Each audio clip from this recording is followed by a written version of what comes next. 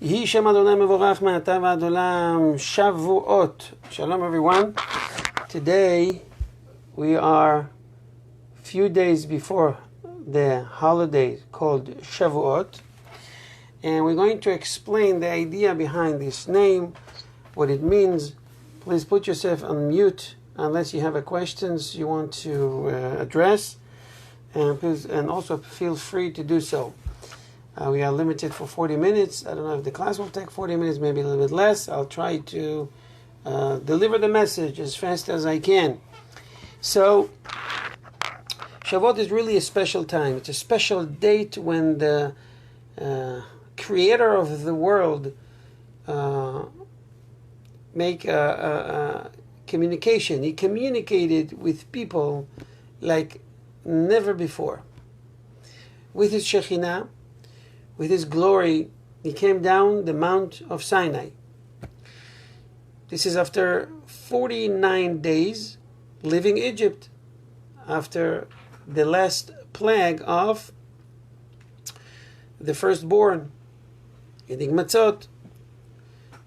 They are excited, they are thrilled, and they know that they are going to get a gift, a special gift from God.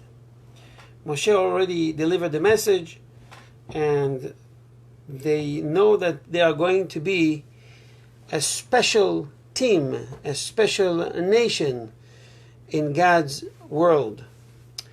But I don't know if you know that this holiday, Shavuot, has 5 different names. The names of the Chag Shavuot are the following. Shavuot means, by the way, weeks or oath in plural. Bikurim, the holiday of Atzeret, the holiday of Katzir, and the holiday Matan Torah. So it's called Chag Shavuot, Chag Bikurim, Chag Atzeret, Chag HaKatzir, Chag Matan Torah. We'll B'ezras Hashem explain each and every one of them. Shavuot means, one of the meaning of the word Shavuot means like oath in plural.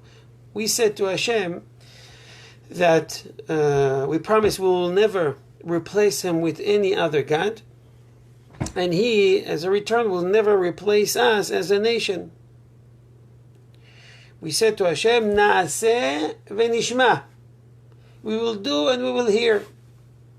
Whatever we got from you has to be perfect. It's called Torah. We don't question that. We will do and we will hear. Along the way, you will teach us. You will send us more and more information about your Torah as it happens. The second name, the second explanation for the word Shavuot means week is Shavua. Shavuot means weeks in plural. So we counting weeks, 49 days, which is 7 weeks, 7 times 7, it's 49, till we receive the Torah, because the people of Israel knew after 49th days they will receive the Torah. They were so excited, they couldn't help it. They count every day. It's going to happen. This is 2 days behind us, 3 days, 5 days, 25 days, 36 days behind us already. When we reach the 49. The second name is Bikurim. Bikurim is actually the basket of fruit that every farmer, whoever has this special fruit,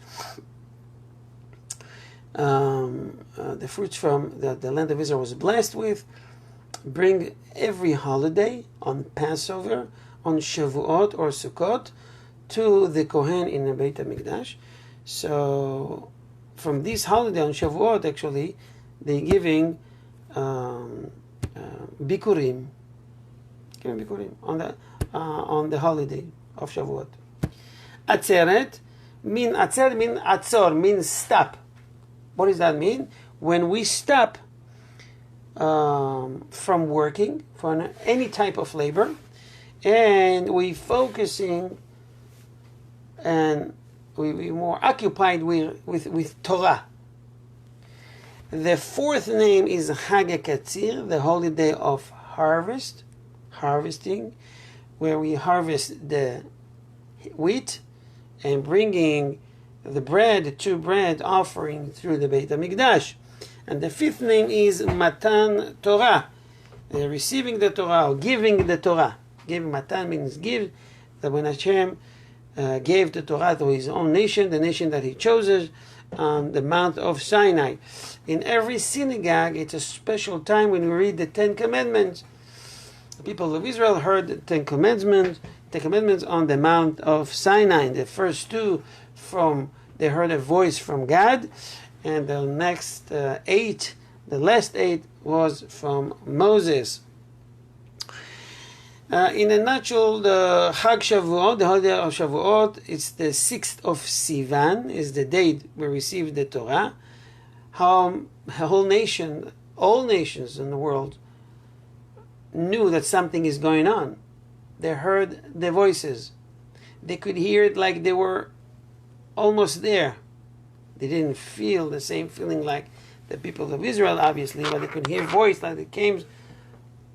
No comparison, like you see a concert from, I don't know, you can hear the music, and you can hear the sounds from a mile, half a mile away. So even in Japan, they can hear it.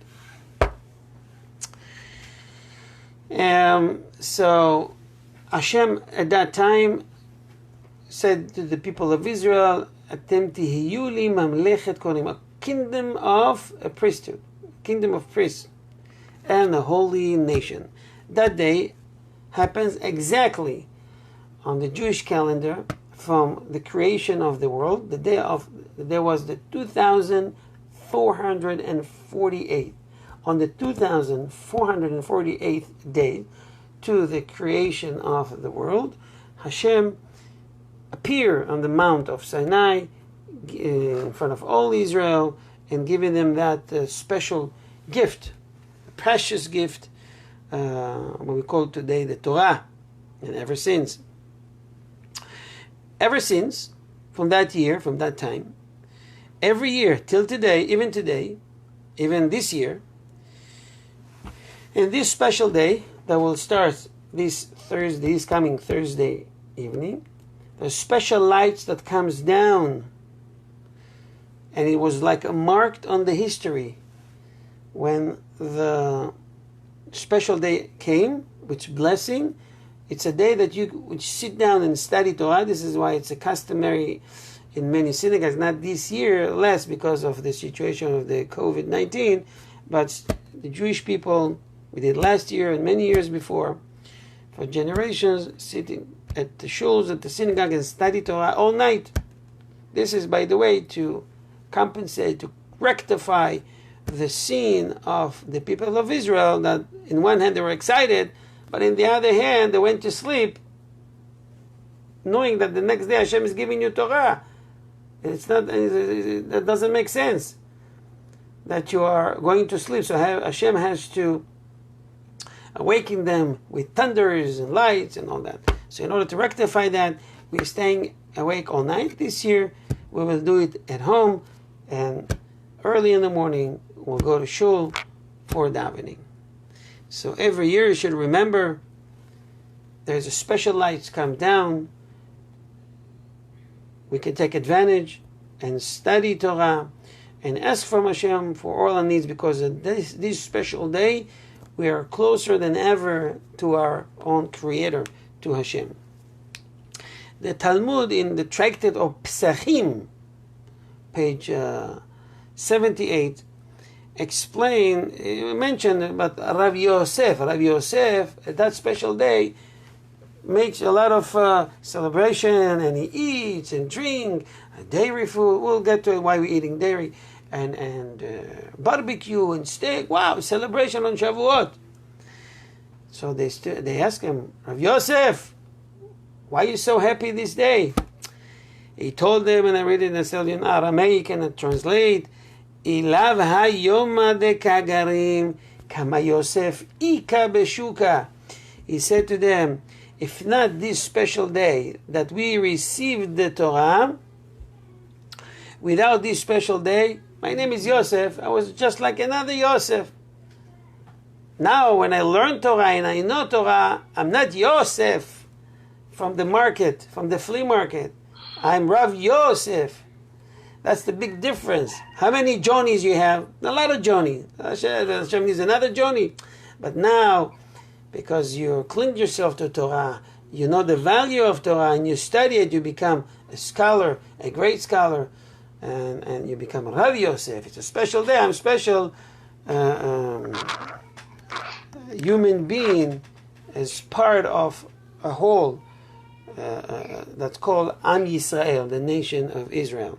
And that's what separates us from any other nation. We are so blessed that Hashem chooses us. And by the way, guys, please put yourself on mute because we hear noises and sounds from your room. So we are open to everybody that is willing to accept upon himself the burden of Torah. So we are special, but you can join. You're not pursuing after anybody, but that's the rule. Okay. This day, except that it's the day we received the Torah, there are some other qualities to this day. It's, as we mentioned, the holiday of harvesting, Chag HaKatzir, the day of harvesting, as it says in the book of Shemot, Genesis, in Shemot 23, 16, it says, "V'chag HaKatzir bikurei ma'asecha asher tizra basadeh." This season, it's before the summer, we harvest and brings mincha hadasha, a new offering from the barley that we just harvest. We grind, we make shti lechem, 2 loaves of bread, and we bring it to Beit HaMikdash. Chag HaBikurim, as it says in the book of Bamidbar 28:26, Uvyom HaBikurim b'akrivchem mincha hadasha. Starting that day, it's the season of Bikurim, when we bring the basket with the fruit starts. Any person that has not only a vineyard, an orchard, fruits, that is one of the 7 species that the land of Israel was blessed with, takes the first fruit, putting it in the basket, and bring it with a lot of dancing and singing to Hashem, to the house of Hashem, giving it to the Kohen, telling everyone, Hashem, I'm nothing. Without your blessing, I wouldn't have these fruits. And we have to remember that nothing we do nothing without Hashem's blessing. People mistakenly think that this is their own strength, their own power, their own wisdom. Everything we got from Hashem is a gift. Now, the next name we mentioned is Chag HaShavuot, as it says in the book of Devarim, 16:10. It's in Deuteronomy. V'asita Chag Shavuot l'Hashem Elokecha. You see, it's a commandment in the Torah that we have to celebrate this time of the year. We finish counting the Omer. Each and every one from the people of Israel must count these 7 weeks, starting from the Motzei Yom Tov, Rishon Shel Pesach, after the first holiday of Passover ends in Israel. It's the first. Here it's also the first, but we have 2 days of holiday. We can't wait till we finish the counting from day 1. We count for the Omer. Just so you know, today we counted. Let me tell you what happened. What we counted yesterday, in case you didn't count. Yesterday we counted 47 days. We just 1 day ahead, because you know what we're counting today. Atzeret is not a word that comes from the Torah. Nonetheless, it says that it's Atzeret, but Atzeret, every holiday has its own Atzeret, the day we stop from working, from labor, and dedicating ourselves and our time to Hashem. Our sages said that in the holiday the Chag of Sukkot, we have Shemini Atzeret. It's the 8th day that we stop also from labor and dedicating the time to celebrating the holiday, which is Simchat Torah. By the way, we are dancing with the Torah and so forth and so on. Passover has its own Shemini Atzeret. Passover, what is it? Is the holiday of Shavuot. It has direct connection to the holiday of Pesach, Shavuot, because we start counting from Pesach, closing a circle this Thursday night on the 49th day.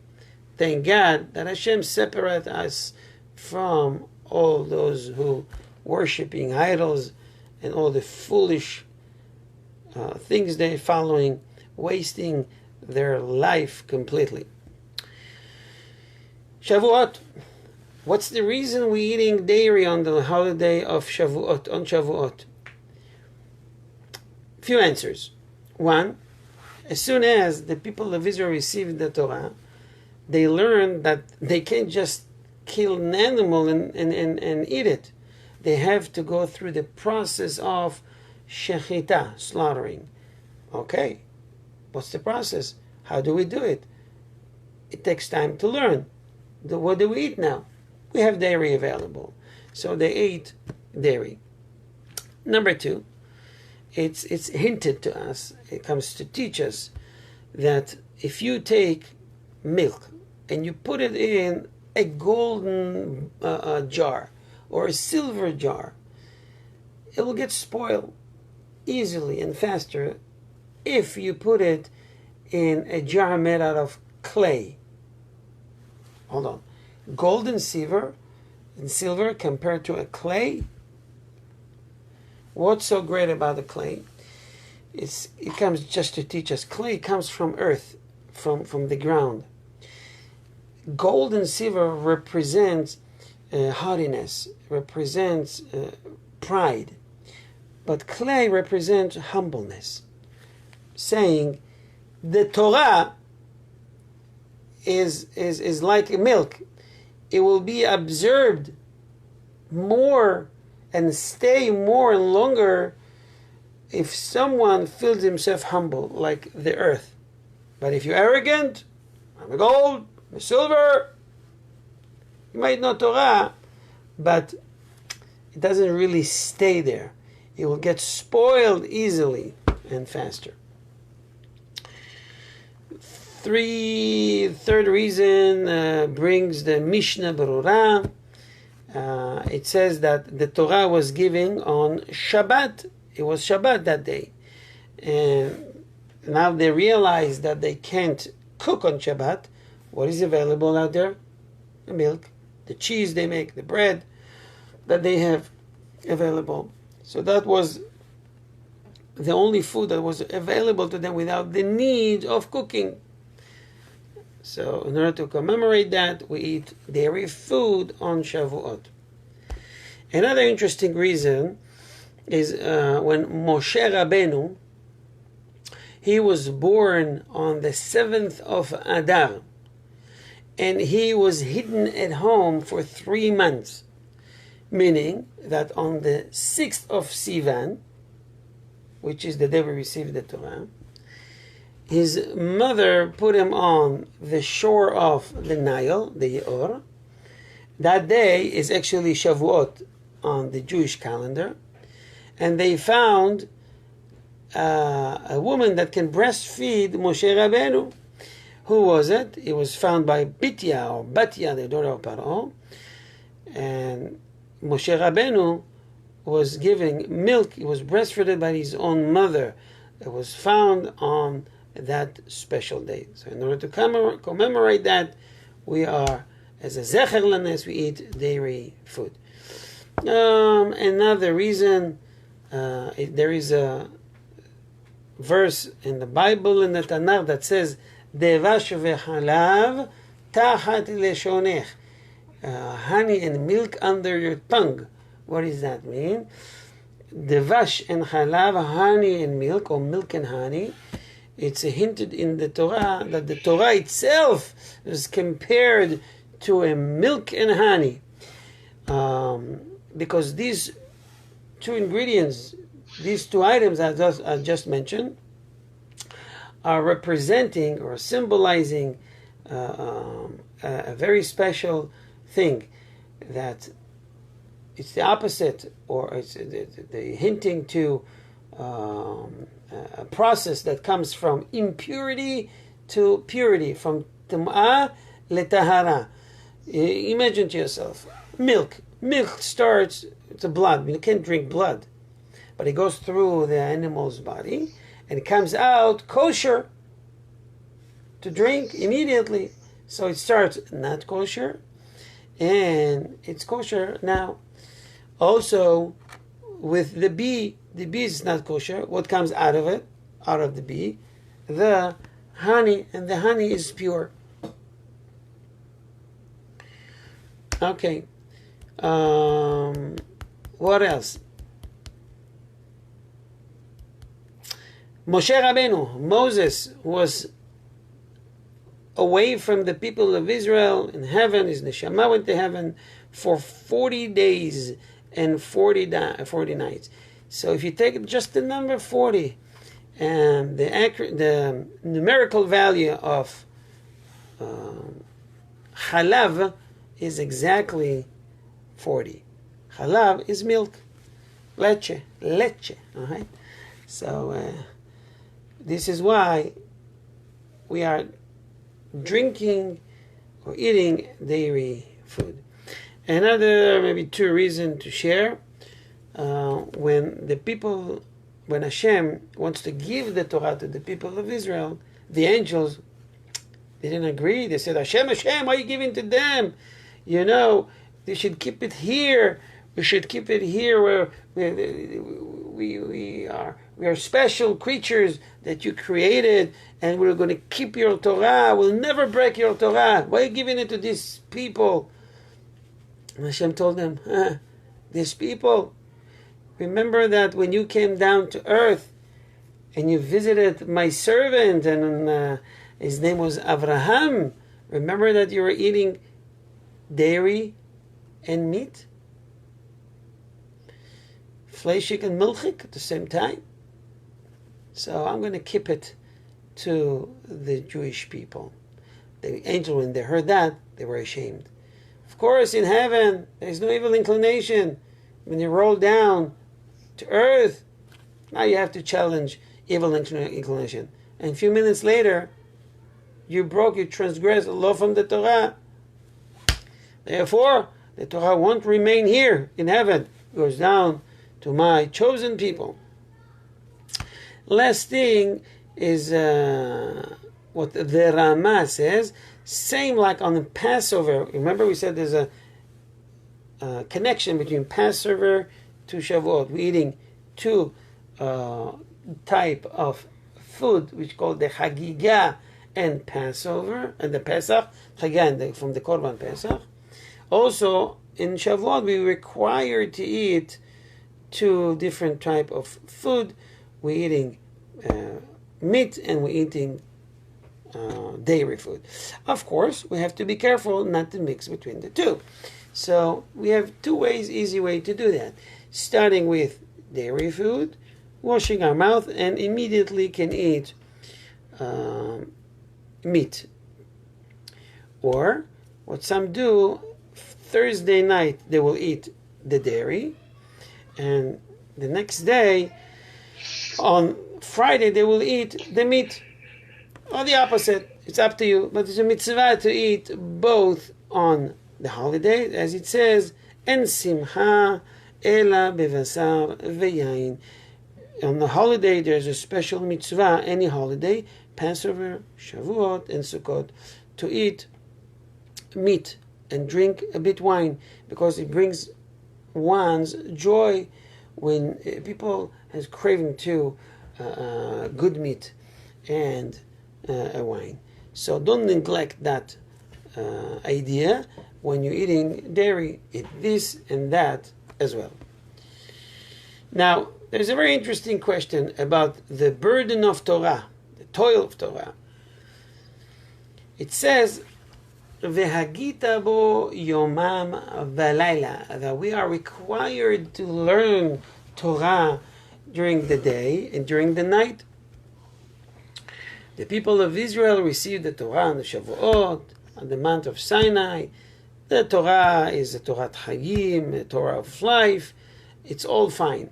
Now the question is, Hashem, if we agree with you that there's nothing more important than your Torah, this is our manual that can guide us till today, how to live our life, how to achieve our goals.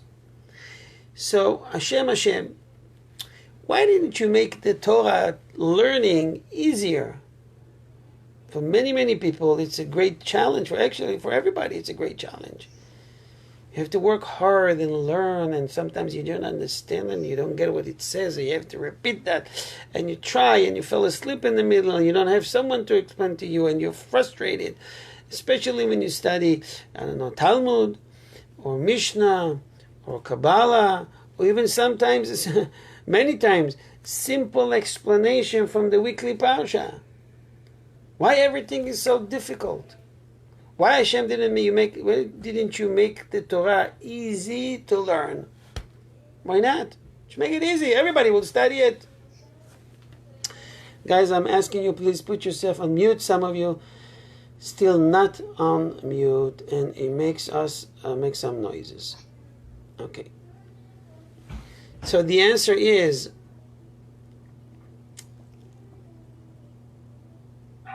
Hashem is seeking for those who are looking to study, observe, and fulfill His Torah and mitzvot with all their heart.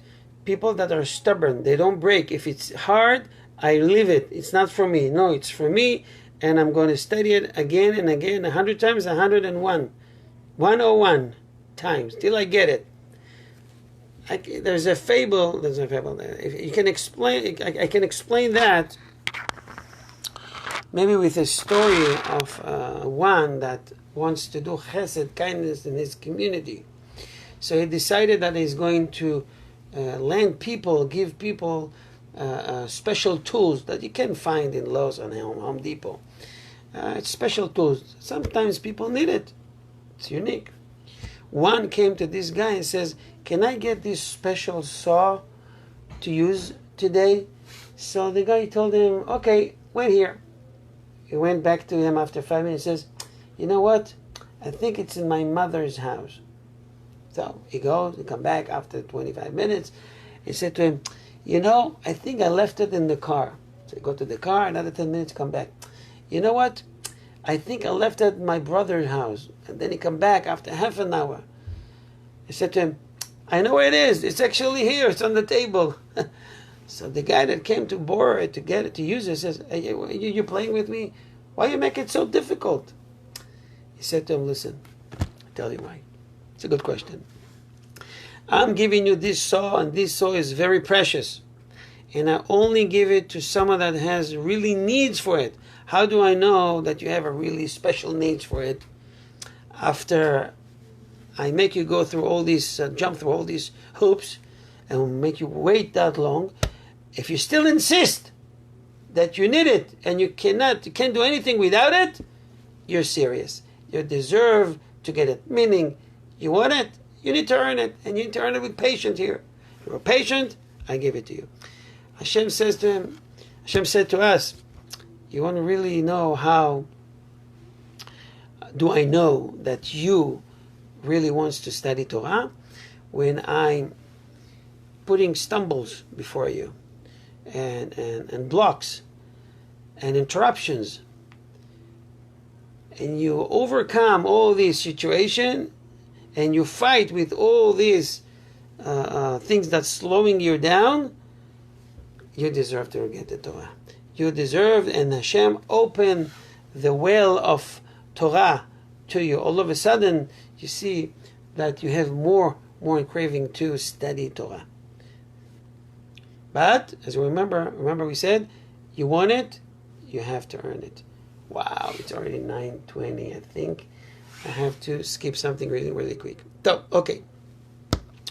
If I finish here, you can go to Facebook, because I want to finish the class on Facebook, because here I'm limited to 40 minutes.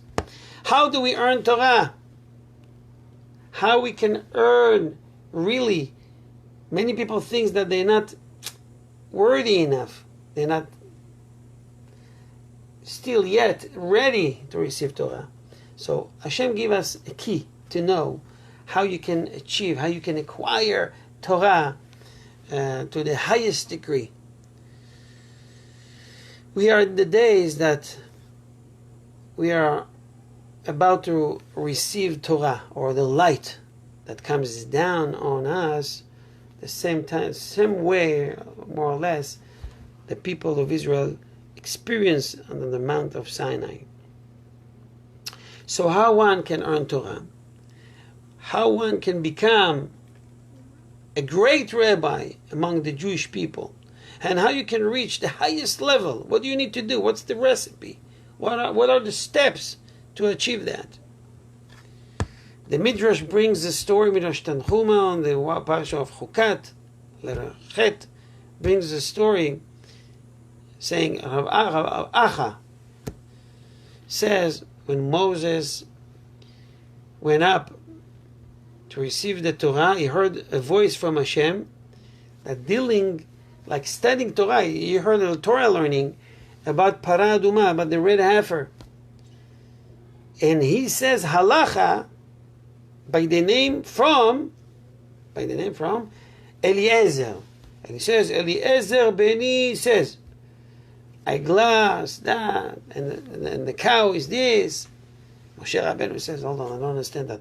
Hashem earned the Torah, but yet he's quoting a human being. Hashem should say what he wants to say. Why he's quoting Eliezer? Hashem told him, I will answer your question.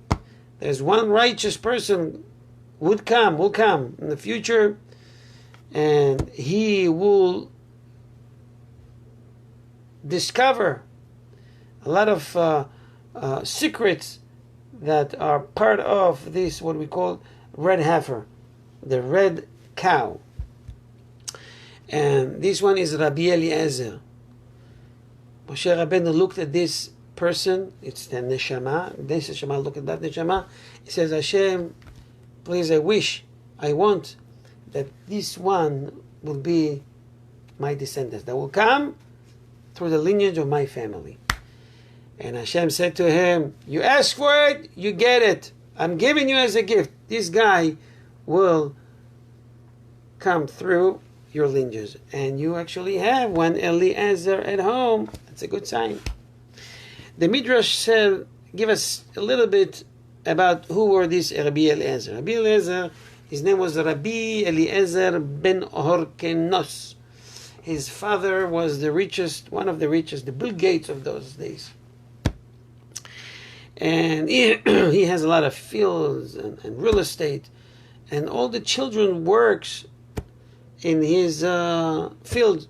He wants them to experience the labor, to be expert in it, that when he go to the next world, they can run the business.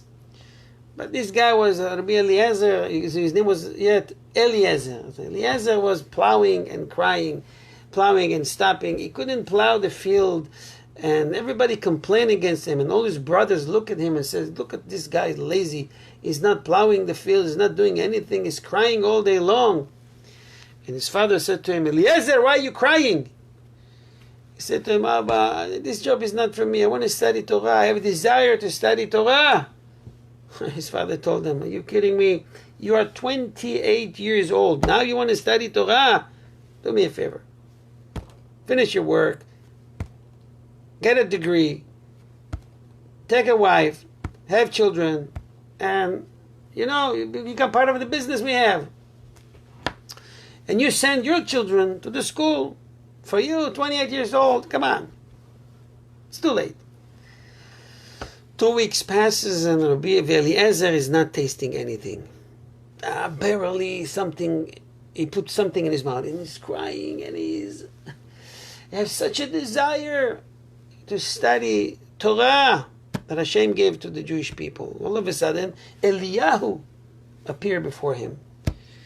And he told him, Ben Hyrcanus, the son of Hyrcanus, Hyrcanus Jr., why are you crying? He said to him, I want to study Torah. He told him, you know what? You want to study Torah? I want to give you an advice. Why don't you go to Yerushalayim and go to Rabban Yochanan ben Zakkai, who was the chief rabbi, the leader of the generation. Okay, he went all the way to Yerushalayim. He left everything behind. They couldn't find him. Nobody could say, where is Eliezer? He just disappeared. He went to Rabban Yochanan, sitting before him, going to the office, and he was crying. And the Rebbe said to him, Rabban Yochanan says, why are you crying, my child? He said, because I want to study Torah. Really? How old are you? Because they didn't want to tell him. They didn't tell him. He says, hello, I'm talking to you. Is everything all right? Do you know how to say Shema? Shema Israel, Adonai Eloheinu, Adonai Echad. No? What about any other prayer? No. Birkat Hamazon, the prayer after we finish to eat? No. Rabban Yochanan ben Zakkai taught them these three things: Shema, prayers, and the Birkat Hamazon. After he learned how to say it, when to say it, and how to pronounce the words correctly, he saw Eliezer crying again. He said, why are you crying now? He said, Rabbi, I want to study Torah, please.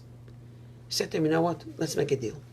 Every day, we'll study together 2 halachot, 2 laws from the oral Torah. Wow. Eliezer was so excited, and he was studying with him with such dedication, 2 halachot the whole week, and at the end of the week on Shabbat, they're repeating the whole 14 halachot over again. After 8 days, Eliezer was so excited about learning, he didn't eat anything.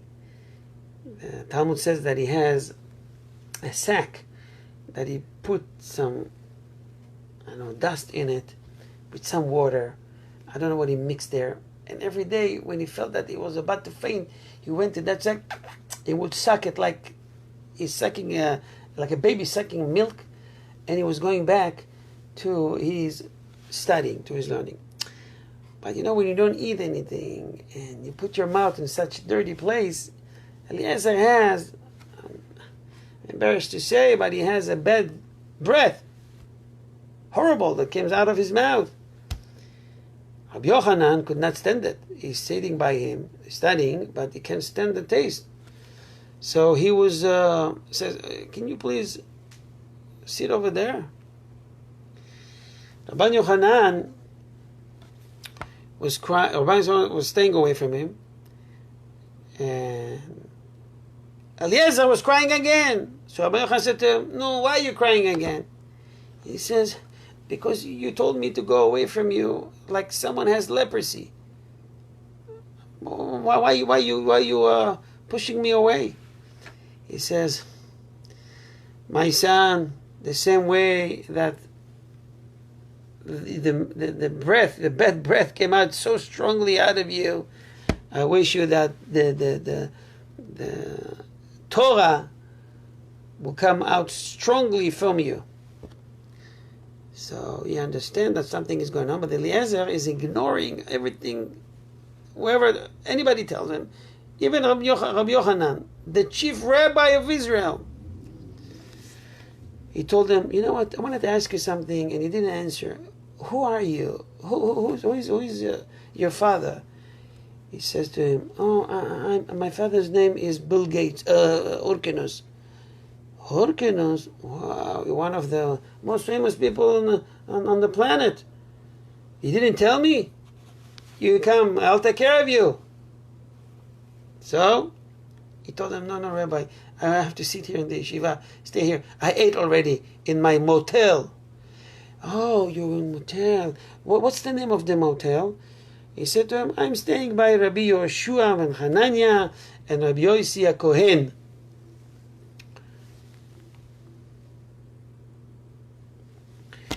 We have 10 minutes. I just got a message. Rabban Yochanan sent immediately to ask Rabbi Yoshua and Rabbi Yossi, Eliezer ate by you? He said, well, let me tell you, we are here all day. We never see him eating. We suspect that this guy is not eating for 8 days already. They investigated and they found out that he's doing the stuff with the sack. It was an old sack that used to have, fruits in it, and he put dust in it. He had some tricks that maybe worked for him, but he didn't get the right nutrition. He was getting weaker and weaker every day.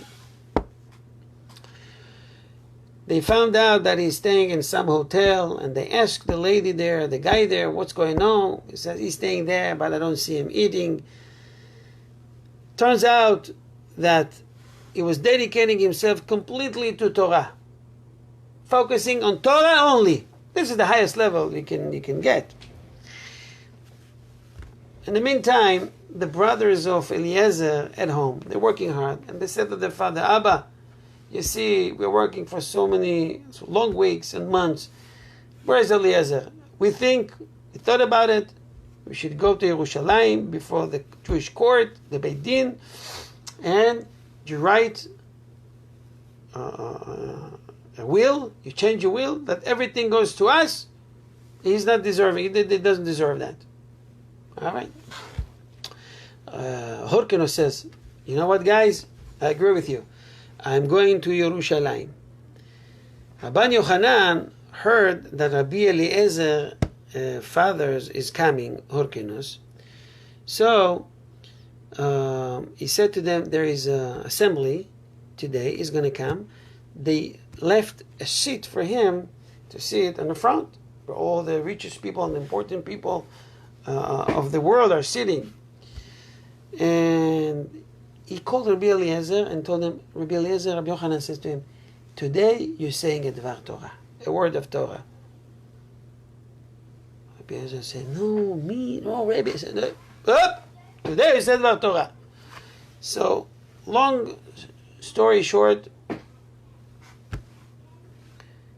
he's giving Divrei Torah. They were unheard of. Nobody heard such things. Beautiful, beautiful ideas from the Torah. Everyone were amazed. Even Horkenos sitting there looking at this guy, not recognizing this is his own son from a distance. But he can hear the Torah. He says, it's unbelievable. And then when he finished, Rabbi Yochanan, the chief rabbi, stood up. He blessed Eliezer for the beautiful Divrei Torah. He kisses him on his head and he says, oh, Ashrechem Israel, blessed those Abraham, Yitzchak, Yaakov, that such a person came out of you, is one of your descendants. Horkenos, he says to him, no. Now I see this is my son, Eliezer. No, blessed the guy, the person, the one that this guy came out of him. No, Abraham, Yitzchak, Yaakov, for me. He called Eliezer, he gave him a hug. He said, you know why I came here today? To kick you out of my will. But what I'm going to do today, everything that belongs to me, it's yours. I'll take care of your brothers, but everything is yours. See? Torah. With Torah you can acquire everything. You do the right thing, Hashem will take care of the rest. But such a dedication. His son told him, Abba, do you think I need land? Do you think I need real estate? If I ask anything from HaKadosh Baruch Hu, from Hashem will give it to me. If I ask him money, he will give it to me.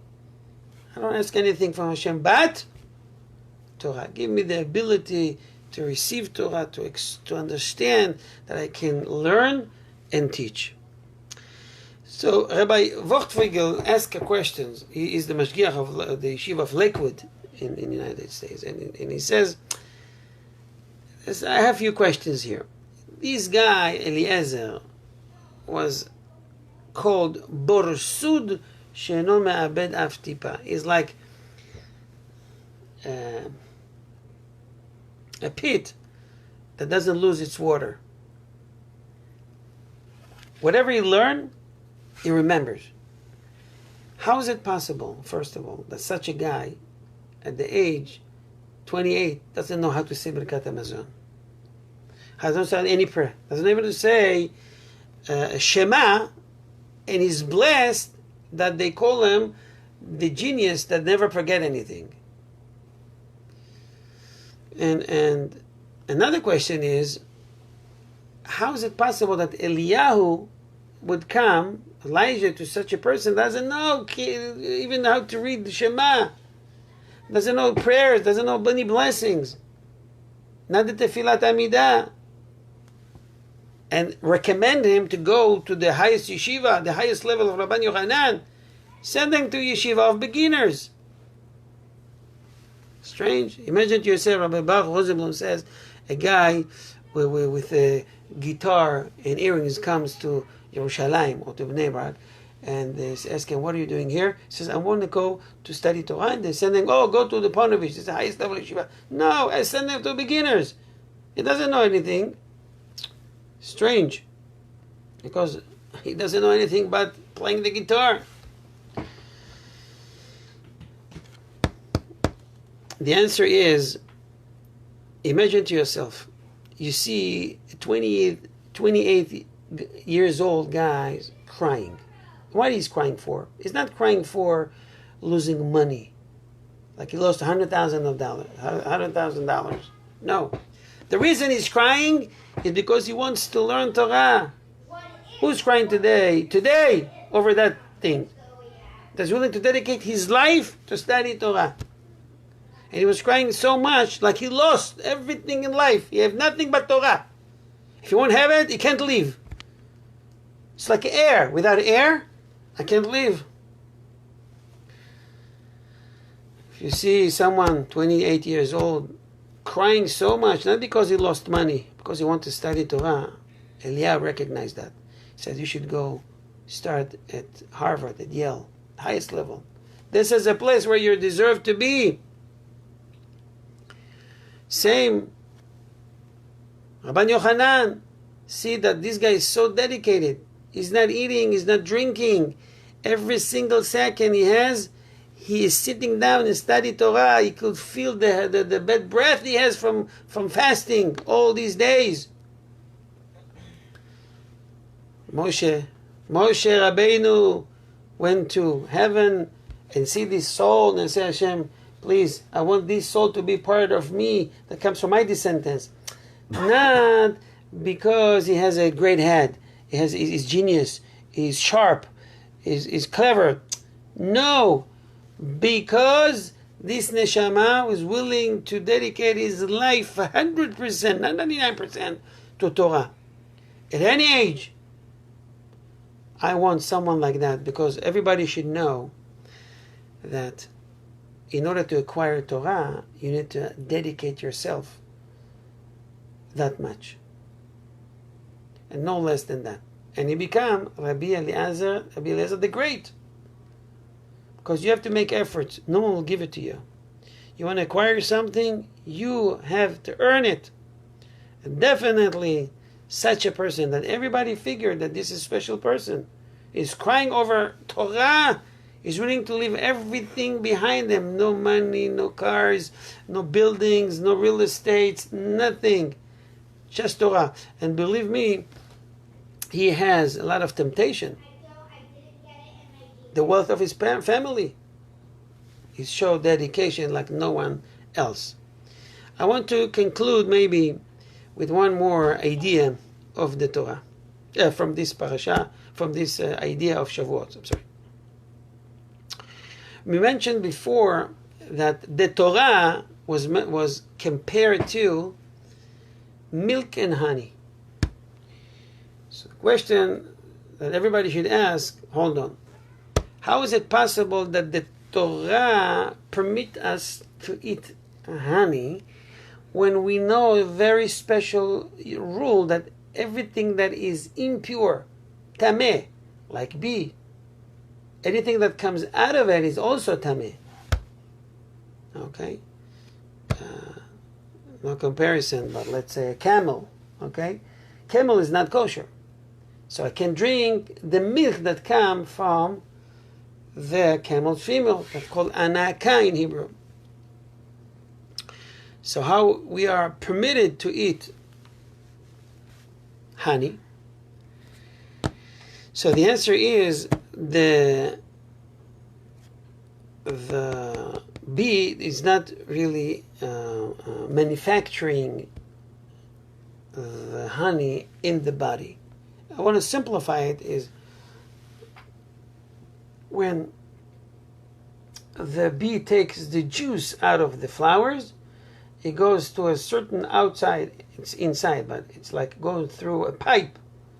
It's not part of the digestive mechanism that the bee has, and then spit it back. So it's like absorb it, doesn't go through the whole system, and then puke it. Okay, let's go that way. What's the meaning of it? There is two types of people that studying Torah. Okay? One is like a bee. Collect and give to others. Collect and share. Like milk. Milk means that it started in a certain way, like blood, and then turns to a milk in the animal's body. Meaning that one has the ability to absorb information, to digest it, think about it, calculate, and then give it to you as a different product. We start with A and give you B. It's a higher level. The reason that Hashem is giving us this power that we can take A and make it B is it's a sign for us. It's like the cow. The cow eats grass, and the grass turns to blood, and the blood a milk. You take Torah and you give it to children in one way, to adult in different way, to elders different way, to women, to females a different way. This is very powerful. Another idea here is it's symbolizing the power of taking something that is impure, like bee, and make something pure out of it. It's called honey. Even someone that is in a state or in a stage that is impure, it can become pure. Never give up, because as soon as you go through to Torah, to the halls of Torah, to the house of Torah, it will purify you, purify your neshama, your soul, cleanse you. You go through a cleansing process.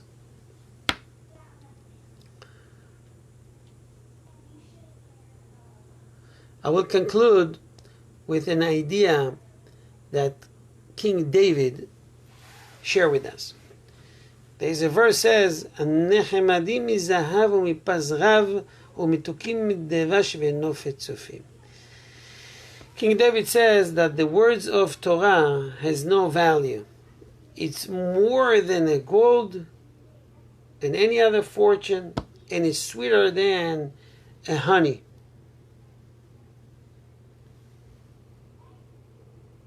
Why King David is comparing Torah to gold and other precious metals and honey? What's the idea behind it?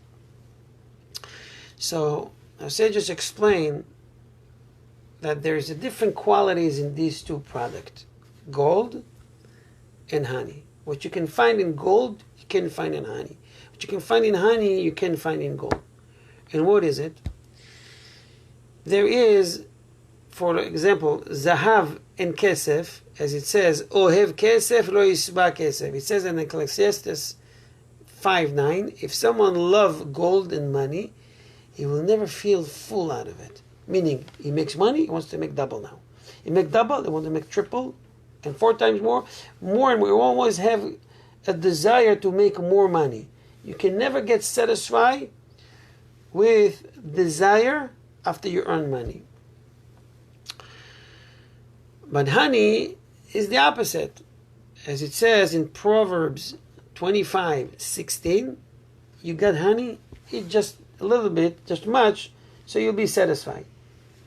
You yourself try it. Take a jar of honey. How many spoons you can take?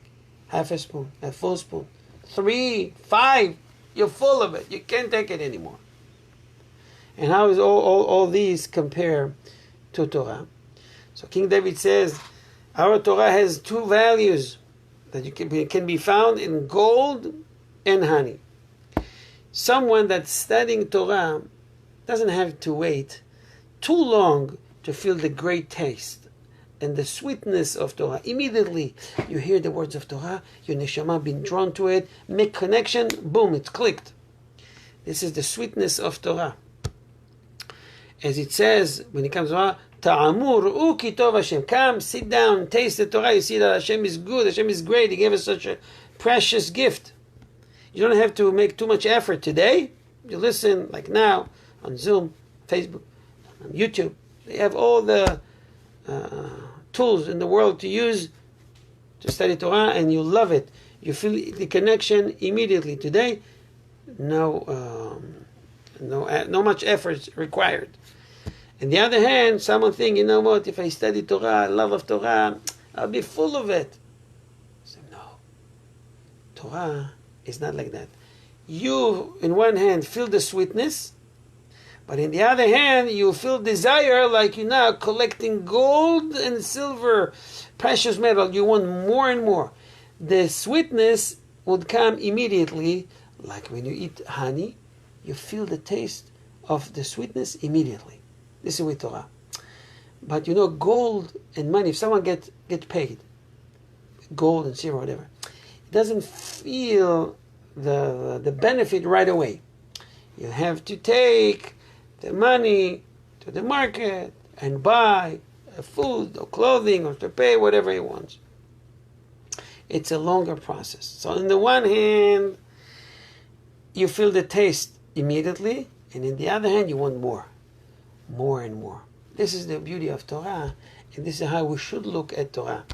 Torah that we received in the month of Sinai just over 5,700 years ago. I want to wish everyone, on behalf of Ohev Israel Foundation, please go to our website, share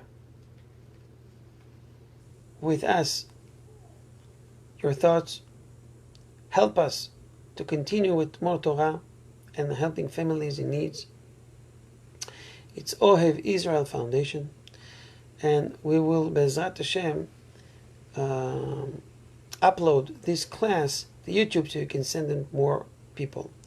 I want to take advantage and say, give thanks to Andy and the Rojas that help us a lot to have Israel with many things, almost on a daily basis, with the website, at uploading Torah classes. His reward is tremendous with every little thing. He is the first soldier to join in. I want to wish everybody, and Andy is part of him, to be blessed with all the blessing of the Torah. Hashem will keep you safe and healthy. Hashem bless you with good fortune, save you from COVID-19 or any other plague, God forbid, make you happy, and you should have livelihood, parnasah in Hebrew, in abundance. Amen. Amen.